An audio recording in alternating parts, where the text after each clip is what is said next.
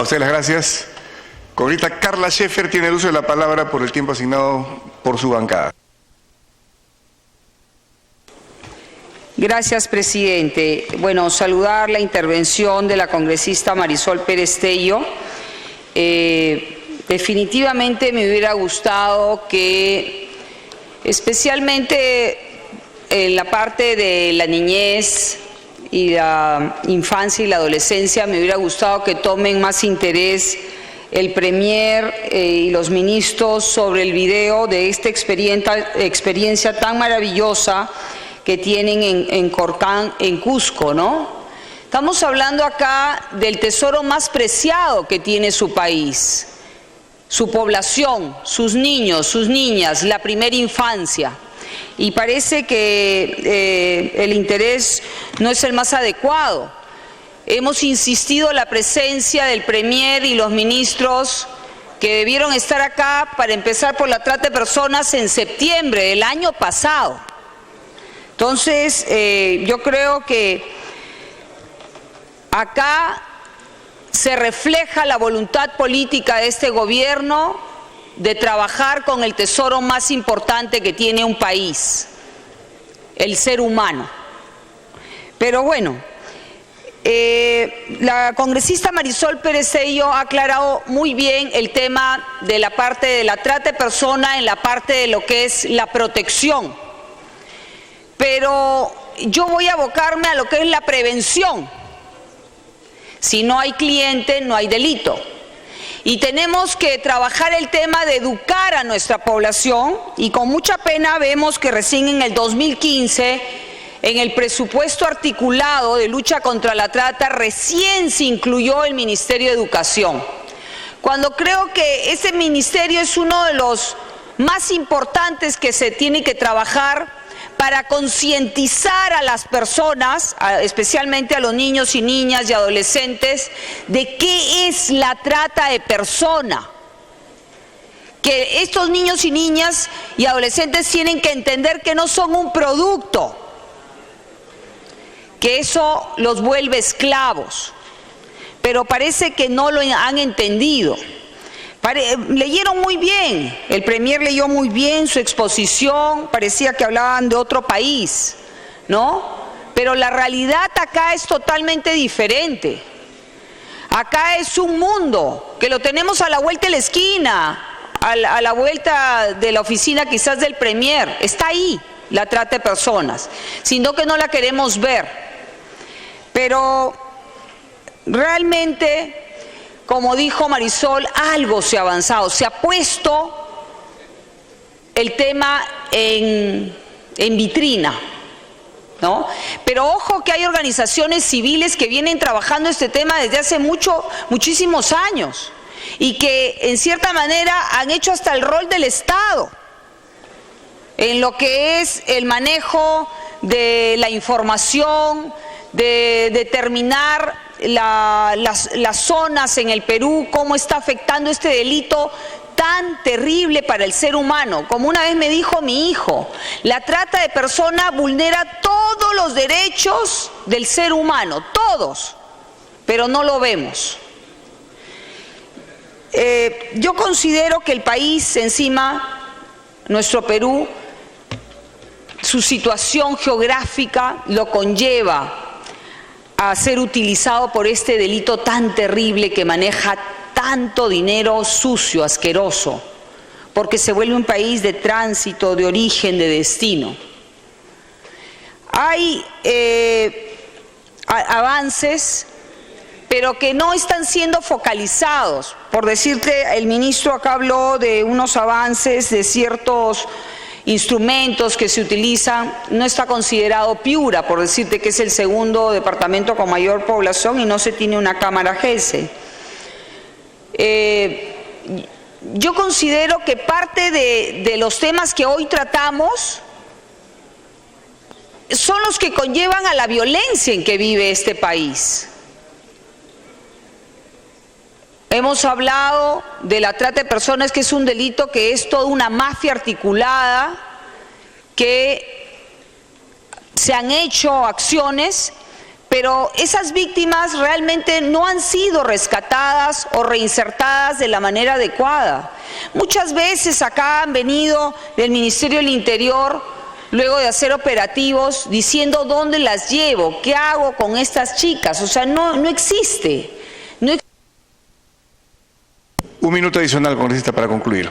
No existe un sistema adecuado por parte del Estado.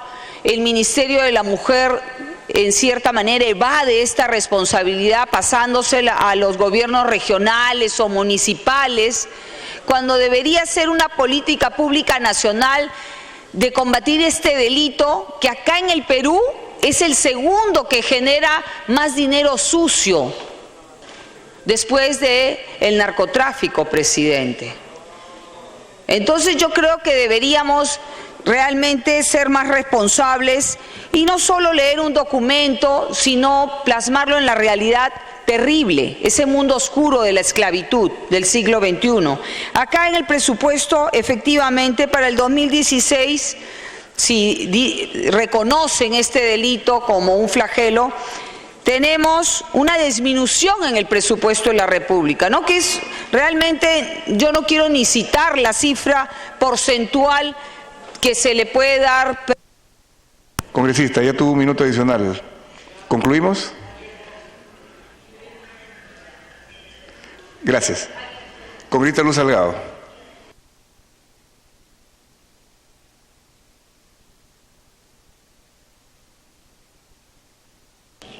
Gracias, presidente. Saludando a los señores ministros.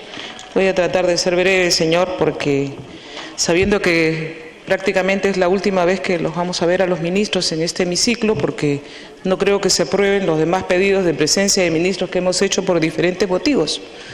Han demorado mucho para esta exposición. Sobre la trata de personas, básicamente tengo preguntas que quisiera luego escuchar las respuestas correspondientes.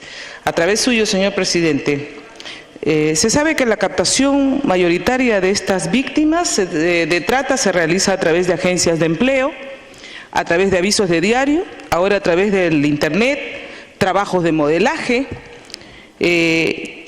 trabajos de labores domésticas, ¿no? Y son explotadas. Y yo le pregunto, ¿qué acciones se han realizado para intervenir en estos centros que otorgan falso empleo? ¿Cuántos estas agencias de modelaje, entre paréntesis, han sido incautadas o intervenidas? ¿Cuántas de estas agencias que supuestamente dan trabajo doméstico?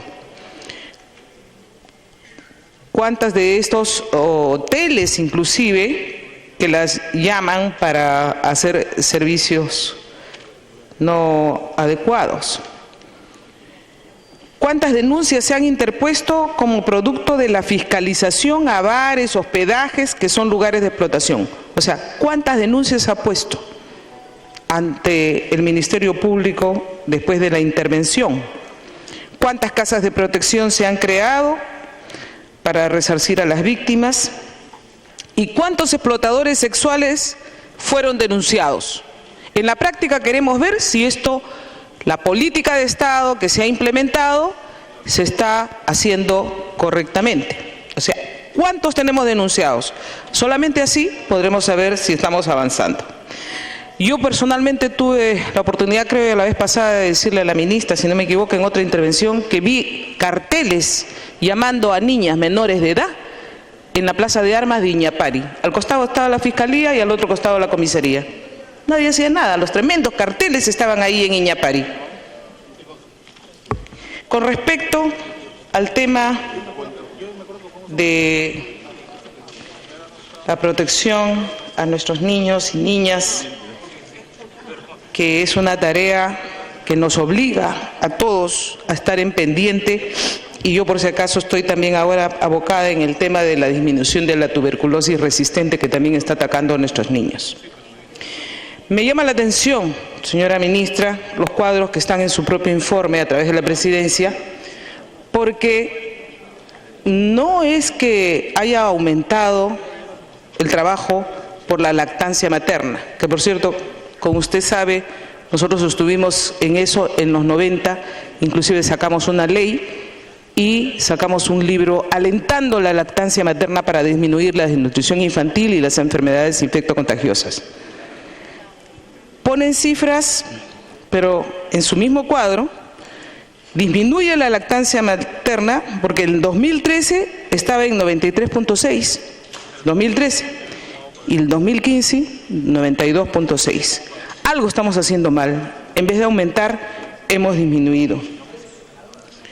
La desnutrición se incrementó en el área urbana porque la cuenta, si uno toma, como han tomado en otros cuadros, los datos de un año a año, del 2014 es 8.3 y en el 2015 9.2. No la comparemos entonces con el 2011. Si estamos comparando todos los cuadros, los 2 últimos años, que se ha incrementado en el área urbana a 9.2 en el 2015.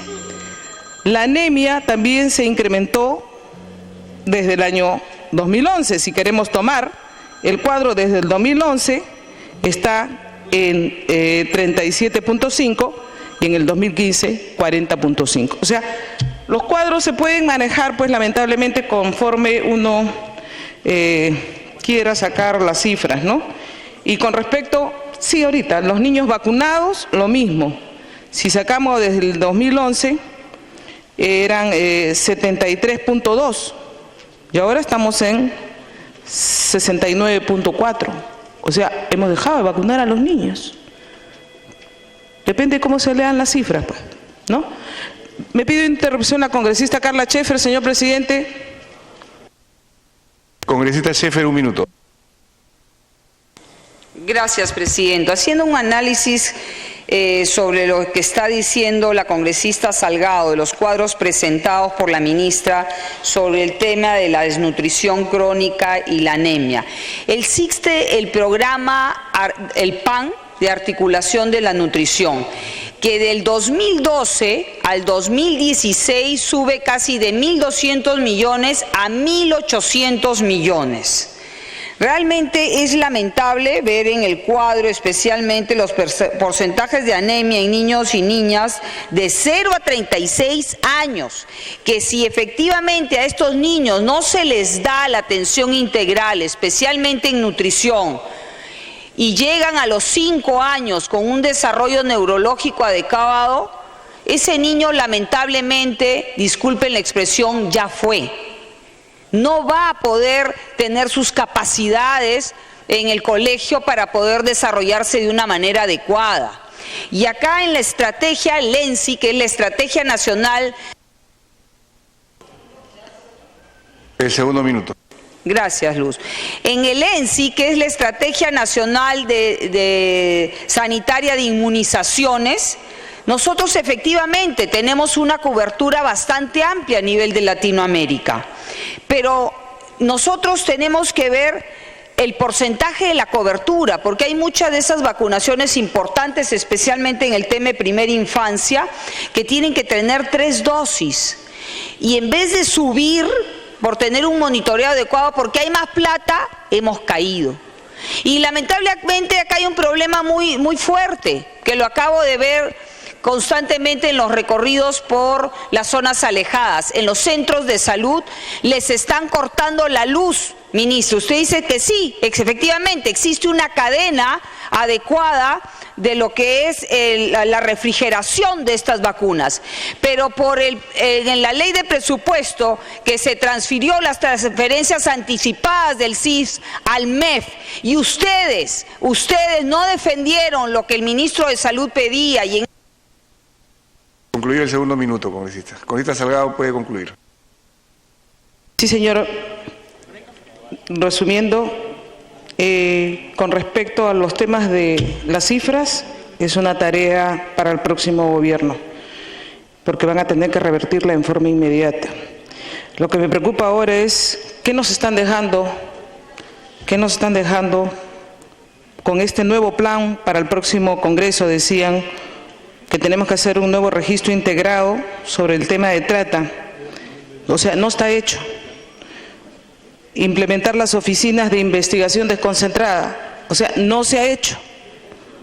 ¿Cuántas oficinas de investigación desconcentrada tenemos? O sea, ¿cuánto presupuesto se ha gastado ahora? ¿Y cuánto han previsto? Porque ustedes han tenido a cargo el presupuesto para programar todo esto que no se ha hecho para el 2016. Porque sí tenemos conciencia, señor Ministro del Interior, sobre todo a través de la Presidencia, que nos está dejando un hospital de policía sin construir, cuando fue la primera promesa desde el 2011.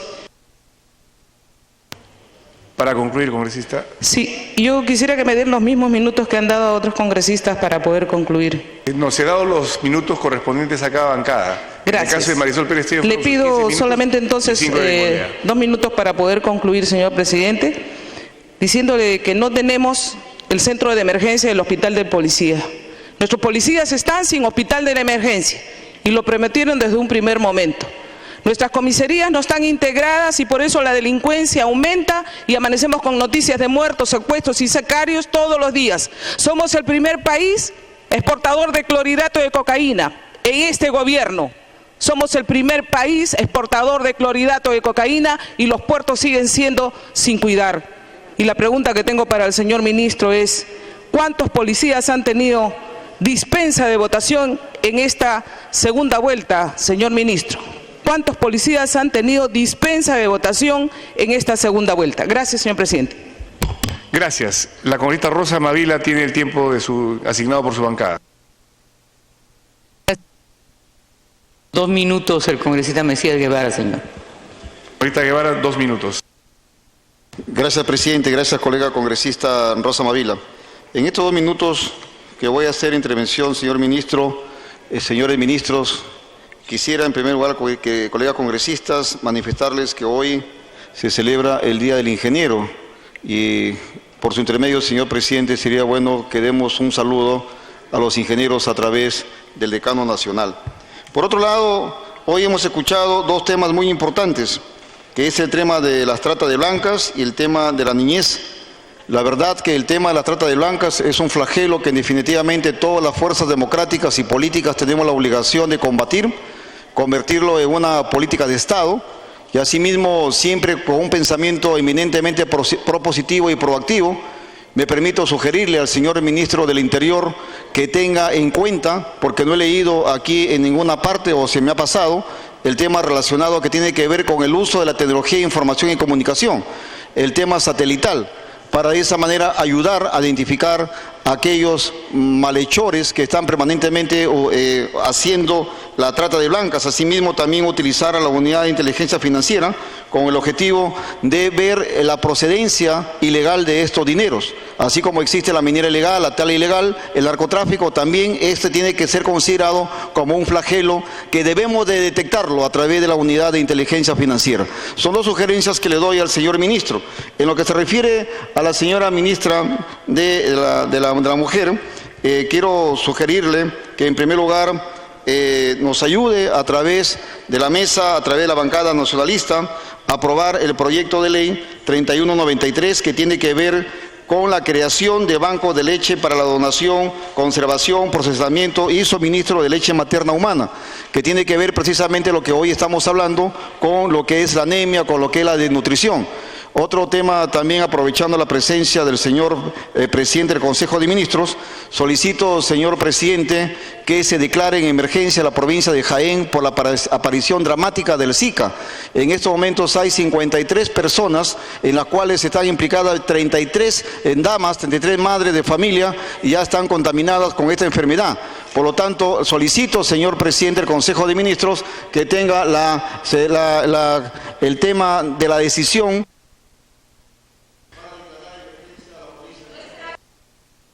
Gracias. Congresista Mavila. Gracias, presidente. Si me permitirían, puedo expresar mi punto de vista. Muchas gracias.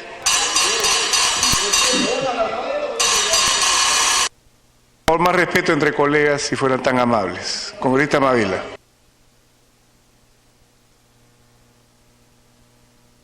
Congresista Mavila. Señor presidente, esta noche en un contexto en que ya estamos en un recambio de tránsito gubernamental, vamos a conversar de temas fundamentales para la promesa de la vida política peruana.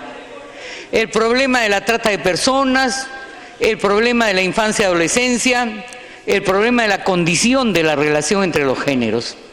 Yo voy a priorizar, señor, los dos primeros, porque sobre el tercero ya tenemos larga data de trabajo entre nosotros.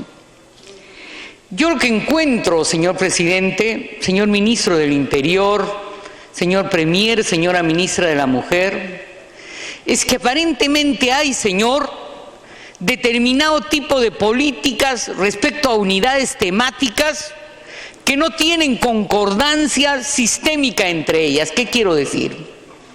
En materia de trata de personas, no se puede negar, señor, porque sería mezquino, que ha habido un avance en el ámbito de la organización normativa del tratamiento gubernamental de la problemática de la trata de personas. Me estoy refiriendo a la aprobación del dispositivo normativo penal que precisa el tipo penal, a la aprobación del protocolo del Ministerio Público, de la Policía Nacional, del Ministerio de la Mujer, a los reglamentos, a los informes que generan conocimiento sobre la trata de personas en el Perú, etcétera, a más de 90 publicaciones que se refieren a dicho tema, a la emisión de notas de prensa, entrevistas, a los objetivos y campañas en torno a esta problemática.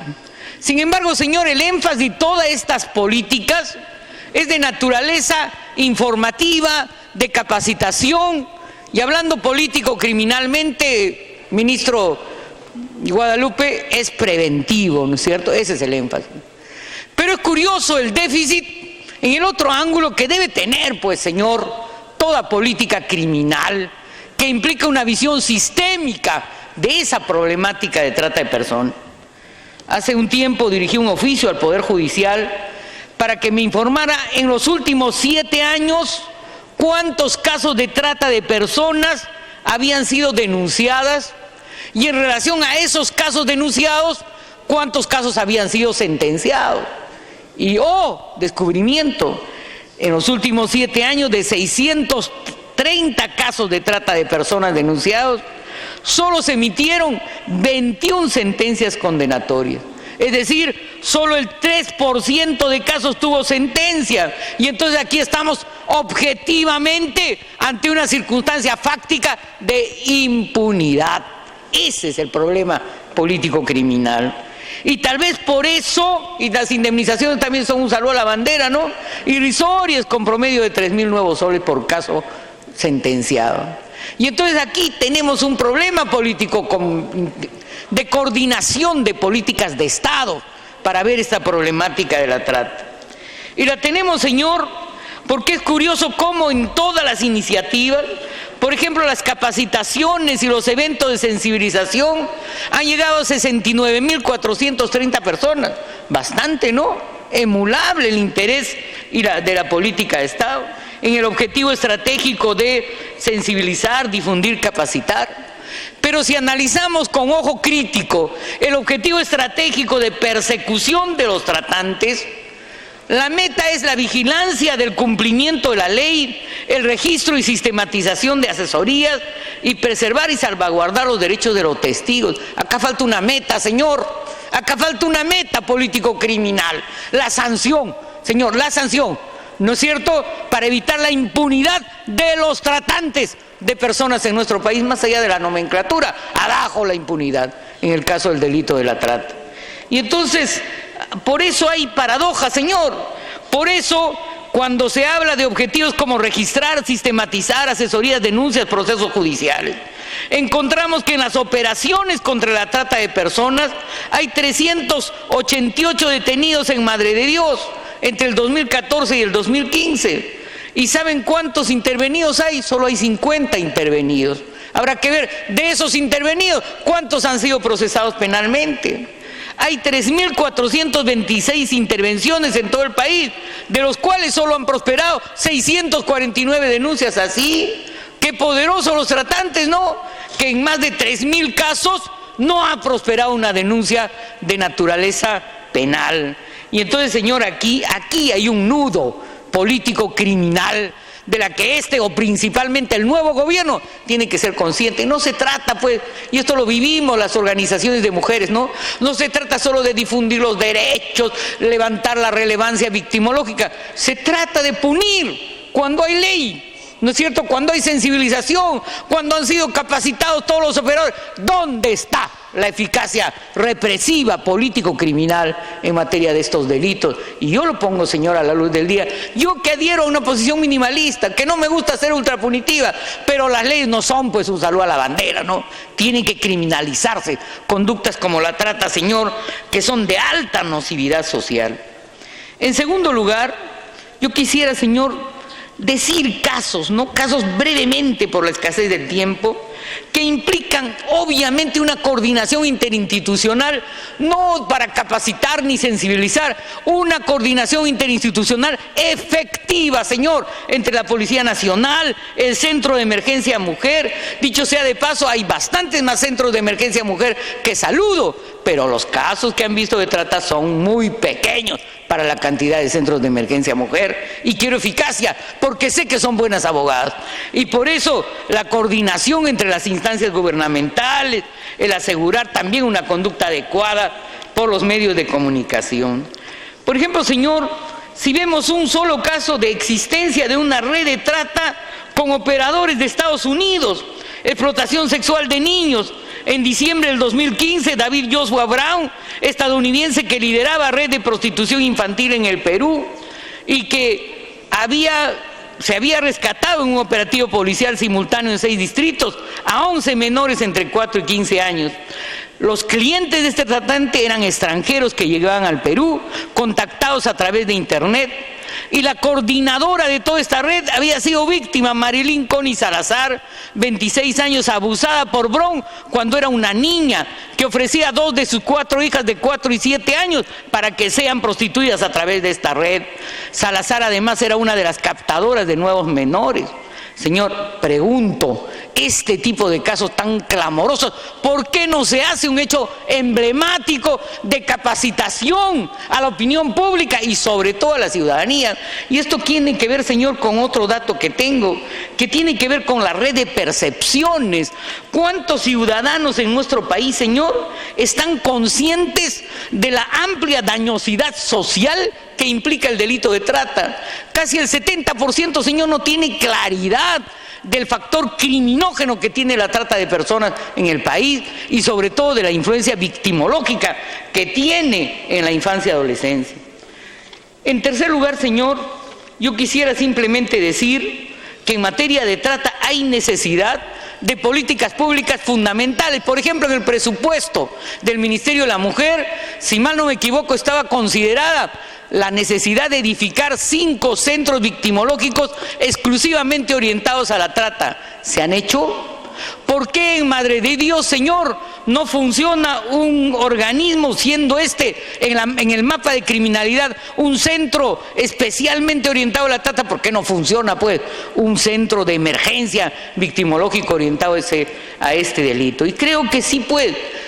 La Comisión Nacional de Política Criminal debe tratarse esta problemática desde un punto de vista multifactorial, desde un punto de vista sistémico, desde mi personal modo de entender. Quisiera hablar algo ahora, señor, sobre transgresión juvenil. En este Congreso hay puntos de vista que quieren ponerle cadena perpetua a los transgresores juveniles. Y lo que veo yo es que en los principios rectores del Plan Nacional de Acción por la Infancia y Adolescencia está el interés superior del niño, la igualdad de oportunidades, los niños como sujetos de derecho, está la lucha contra el hambre, la desnutrición crónica, el 70% de comprensión lectora, la tasa de maternidad adolescente reducida en 20%, etcétera, etcétera. Objetivos de política pública trascendentes e importantes. Pero, señor ministro del Interior, con todo respeto y hasta con afecto, usted sabe que nosotros somos amigos, ¿no? Y la transgresión juvenil, señor, y el tratamiento de la transgresión juvenil, ¿para qué trabajó tanto el CONAPOC, señor? ¿Para hacer un diagnóstico? No, pues, señor, tiene que haber presupuesto para el tratamiento de la criminalidad juvenil. En la semana de representación, señor, tiempo adicional, 1 minuto. hemos ido, señor, a los centros de orientación al adolescente, de tratamiento abierto, y hay muchos jóvenes. Ahora ya no hay solo SOAS administrados por el Poder Judicial en el RIMAC y en otro distrito en Lima, sino en 7 lugares a lo largo y ancho del país. ¿Cuánto de presupuesto público están recibiendo, señor?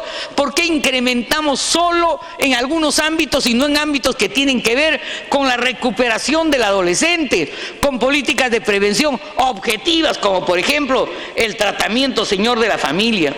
Yo he ido, señor, a Piedras Gordas 2, discúlpeme, a Ancón 2, a entrevistar a transgresores juveniles que aquí creo que le quisieran aplicar en algunos casos la pena de muerte.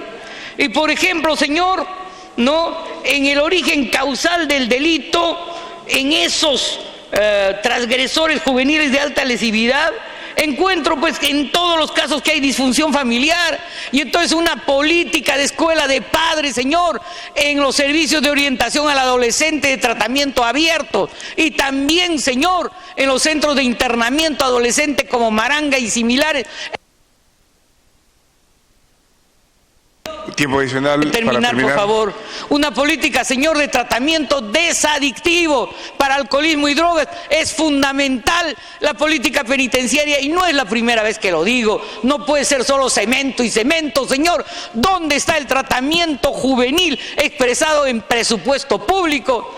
Era jefe de tratamiento en el INPE, un profesional psicólogo, cuando yo era presidente del INPE. Este profesional es muy capacitado, no tiene recursos, señor, para implementar políticas desadictivas para jóvenes como este, que dicen que fue la inmadurez lo que le llevó a cometer delitos. Matar a otra persona es un delito grave, es un error. Si lo vuelve a hacer ya no será un error, será un delito. A personas que, como este otro señor, que refieren que su transgresión fue inmadurez, pero también otros que dicen que todos sus amigos del colegio de Guarmey se encuentran presos, en la escuela no hay buenos profesores.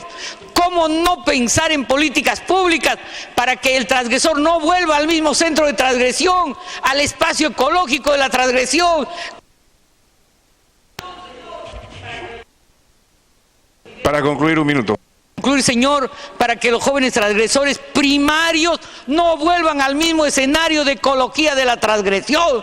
Señor, este gobierno, el otro gobierno, el subsiguiente gobierno, mientras crea que el tema es sensibilizar, hacer políticas públicas, que las burocracias se capaciten y no haya política efectiva, represiva en algunos casos, señor, como en la trata, más preventiva en otros casos donde solo funciona o mayoritariamente funciona lo represivo y no hay tratamiento, señor, no va a haber una visión sistémica de la problemática de la transgresión juvenil. Gracias, señor presidente. Gracias. A continuación, el congresista Jaime Delgado, y sigue luego el congresista Yude Simons. Congresista Delgado. Gracias, presidente. Si me permite presentar unas imágenes. A través suyo, un saludo al Premier y a los ministros que nos acompañan.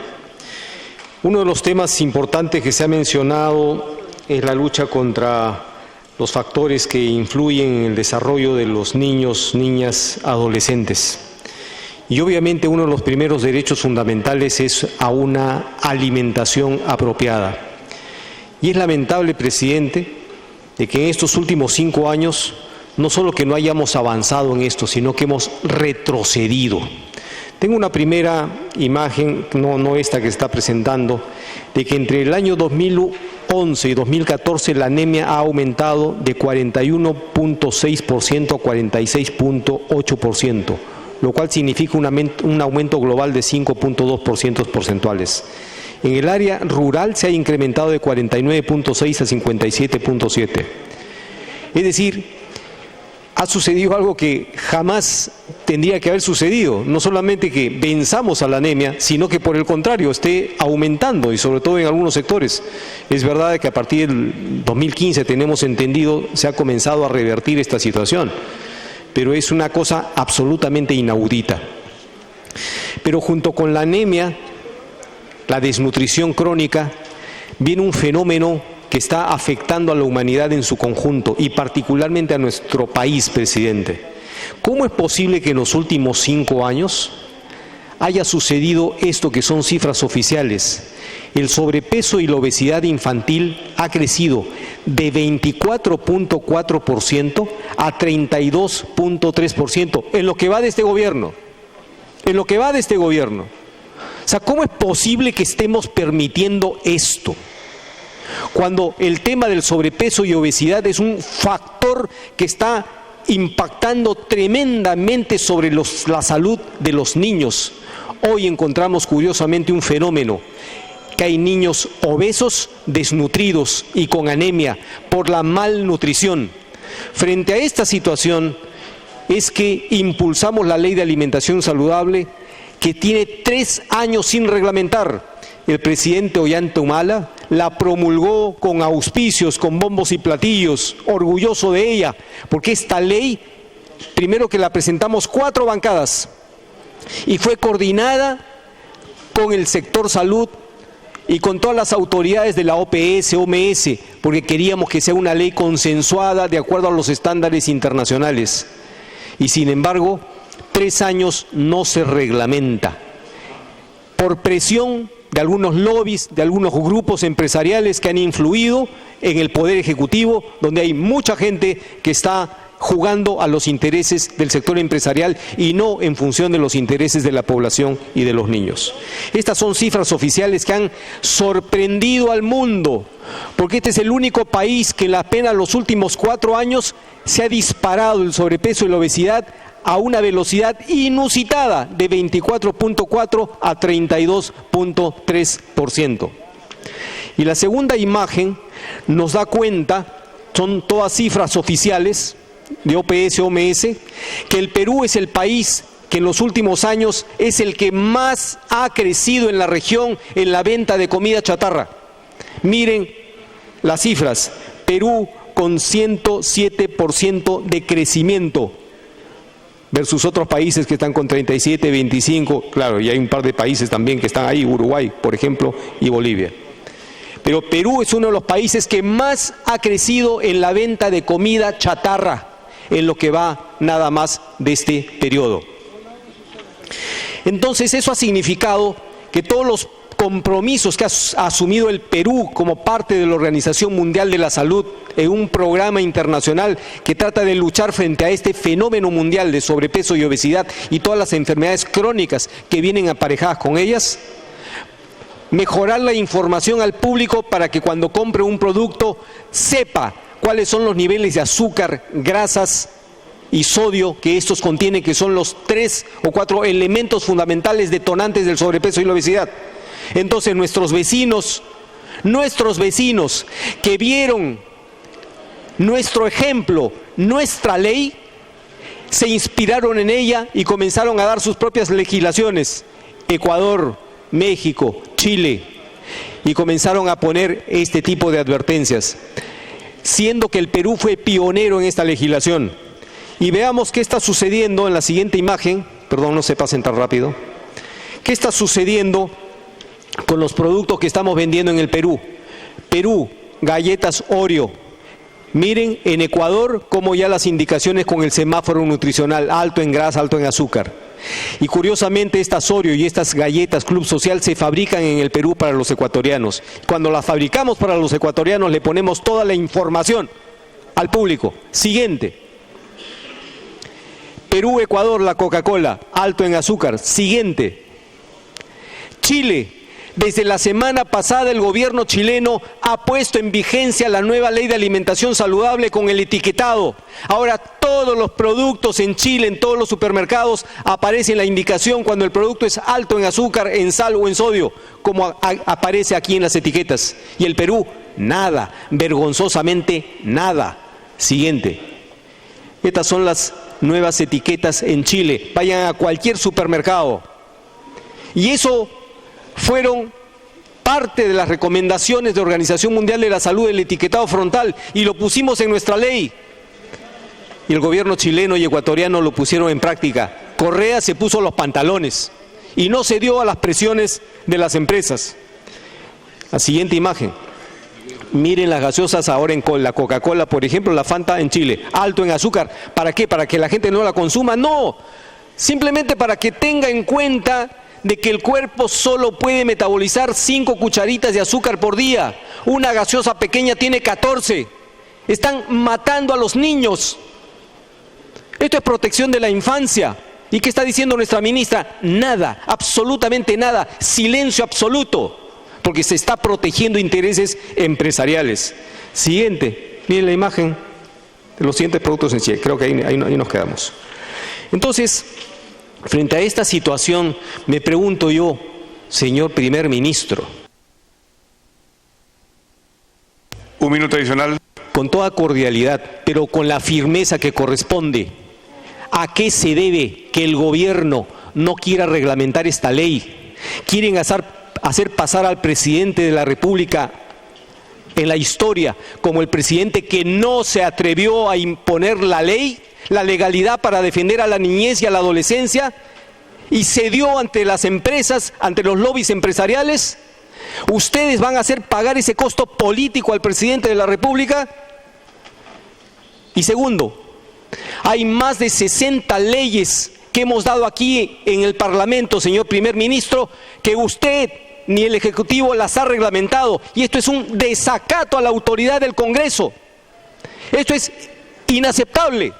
Y siempre tendrán alguna razón para decir no se pudo reglamentar. Entonces es incompetencia, ineficiencia. No se puede aceptar eso. Más de 60 leyes sin reglamentar. Usted se llevará eso en su conciencia y en su hoja de vida. Pero al presidente de la República le están haciendo pagar un costo. Para terminar. Costo político como quedará el presidente que no se atrevió a defender su propia ley de la alimentación saludable. Eso quedará grabado en la historia y ya se conoce en toda la región, presidente. Muchas gracias. Gracias. Tiene la palabra el congresista Jude Simons y se prepara luego la congresista Marta Chávez. Gracias, presidente. Saludando al primer ministro y a los ministros de Estado aquí presentes. Y para sumarme, por cierto, al pedido del congresista Jaime, en el sentido de que el gobierno tendría que haber hace mucho tiempo ya reglamentado la ley de alimentación sana. Es un escándalo que no se ha hecho. Yo recuerdo que con el congresista visitamos justamente al primer ministro, se decía que ya estaba todo listo y seguimos esperando. Creo que es un error no hacerlo. Hace mucho tiempo, presidente, nosotros hablamos siempre de un Perú oficial y un Perú no oficial. Y nos da la impresión de que estamos viviendo justamente en este debate el tema sobre el Perú no oficial. El Perú que no queremos reconocer. Yo sí rescato, por cierto, los esfuerzos que se hacen en los programas sociales, rescato las normas que se hacen, pero finalmente eso no soluciona en absoluto el problema. Hemos estado varias veces con el congresista Romero en Madre de Dios. Y bueno, cuando fue ministro Daniel Mora, se hizo el rescate de casi 200 personas, no, casi 400 niñas, y pensamos que comenzaba el principio del fin de la prostitución en esa zona. Hubo otro esfuerzo del actual ministro de Medio Ambiente o del Ambiente, pero eso ¿cuánto ha solucionado el problema? ¿Cuánto ha significado decir que ya estamos finalizando este grave problema de la prostitución o la trata de blancas o la trata de niños? Lamentablemente muy poco o casi nada. ¿Por qué? Porque en este Perú nuestro la ley no prima. En este Perú nuestro lo que prima es la corrupción. Corrupción política, corrupción de fiscales, corrupción de jueces, corrupción de la propia sociedad civil, que hipócritamente no quieren que sus hijas entren a la prostitución, no les interesa eso, pero que los hijas del vecino sí pueden ingresar. Y cuando uno va a Madre de Dios puede escoger ecuatorianas, argentinas, chilenas, brasileñas, peruanas, por cierto, y todas niñas. ¿Cómo no reconocer los esfuerzos hechos? Pero ¿cómo no reconocer que el Perú, como bien se ha dicho, los documentos que han entregado a los ministros es un país de origen, tratamiento y destino de la trata internacional. Y lo más grave es que la mayor cantidad de prostitución es justamente al interior del país. El Departamento de Estado de Estados Unidos menciona de que hay 800.000 personas, entre hombres, mujeres, niños y niñas, que entran a la trata internacional cruzando fronteras, sin tener en cuenta esa trata de blancas que se hace al interior del país. La Comunidad Europea habla de otro tanto, de 700.000 personas. Pero lo más grave del caso es que este tema de la trata de blancas ya no ocupa un lugar lejano de lo que significa los negocios más peligrosos del mundo, sino que antes se hablaba, primero, que el mejor negocio era las armas, la compra de armas, el armamento. Lo segundo, el narcotráfico, y ya lo tercero se hablaba justamente de la trata de personas. Hoy día, la trata de personas ya ocupa el segundo lugar, y el Perú es un país que aporta muchísimo a esta corrupción. Se habla, presidente, de que este negocio significa o mueve alrededor de 5.000 a 7.000 millones de dólares en América. En Europa, que mueve más o menos 7.000 millones de dólares. Entonces, ya saben a qué monstruo nos estamos enfrentando. En el BRAE se mueve entre 2.000 a 2.500 millones de dólares producto del narcotráfico y de la trata. ¿Qué estamos haciendo? Normas y leyes. Y la pregunta que hacía la congresista Rosa Mavila es, ¿cuál es el resultado de las detenciones? ¿Cuál es el resultado? ¿Cuántas personas han sido sancionadas y conocidas públicamente justamente por este problema? ¿Cuántos? ¿Cuántos procesos hemos ganado? ¿Qué importancia le damos al asunto más allá de venir al Congreso y hacer la exposición de los esfuerzos que se hacen? ¿Cuánto de la población cree exactamente